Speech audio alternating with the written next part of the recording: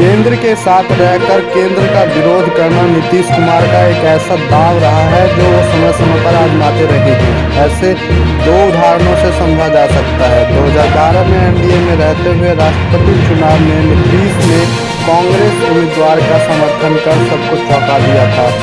2012 में नीतीश कुमार एनडीए का हिस्सा थे। उस वक्त राष्ट्रपति चुनाव में एनडीए उम्मीदवार पीए संगमा के बजाय उन्होंने यूपीए उम्मीदवार प्रणब मुखर्जी को चुना और जेडीयू ने वोट भी उन्हें ही किया। दूसरा उदाहरण देखिए, 2015 में महागठबंधन सरकार का हिस्सा होते हुए भी नीतीश ने कई मुद्दों पर केंद्र का समर्थन किया था।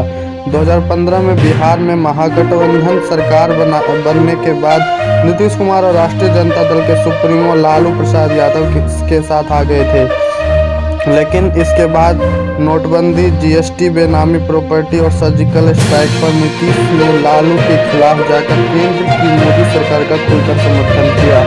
सवाल ये कि इस चर्चा की वजह क्या है?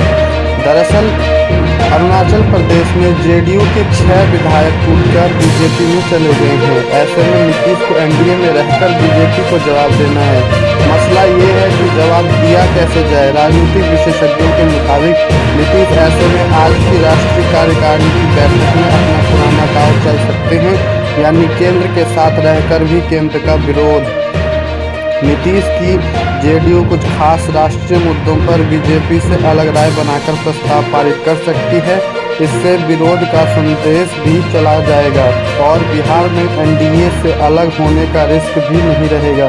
उधर जेडीयू के प्रधान महासचिव केसी त्यागी साफ कह चुके हैं कि पार्टी ने ये तय किया है कि पश्चिम बंगाल समेत देश के अन्य राज्यों में पार्टी अपने दम पर चुनाव लड़ेगी। वहां बीजेपी से कोई तालमेल नहीं होगा। बीजेपी से जेडीयू का तालमेल सिर्फ बिहार में है, दूसरे राज्यों में जेडीयू अपना जनाधार बढ़ाएगी।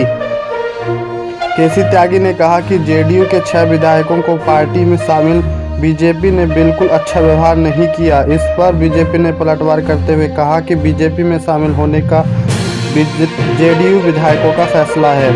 बिहार की उप मुख्यमंत्री और बीजेपी नेता रेणु देवी ने कहा कि अरुणाचल प्रदेश में जेडीयू के 6 विधायकों का बीजेपी में शामिल होने का उनका अपना फैसला है, हम उनकी बात नहीं कर सकते हैं। वहीं बिहार में इसके असर को लेकर पूछे गए सवाल के जवाब में रेणु देवी ने कहा कि अरुणाचल प्रदेश की इस राशि घटना का कोई असर बिहार में नहीं पड़ेगा। इससे पहले केसी त्यागी ने कहा कि अरुणाचल प्रदेश में बीजेपी का अमित्रतापूर्ण व्यवहार है। बीजेपी के पास अरुणाचल प्रदेश में स्पष्ट बहुमत है। इसके बावजूद जेडीयू के 6 विधायकों को बीजेपी में शामिल कराया गया। यह बिल्कुल अच्छा व्यवहार नहीं है।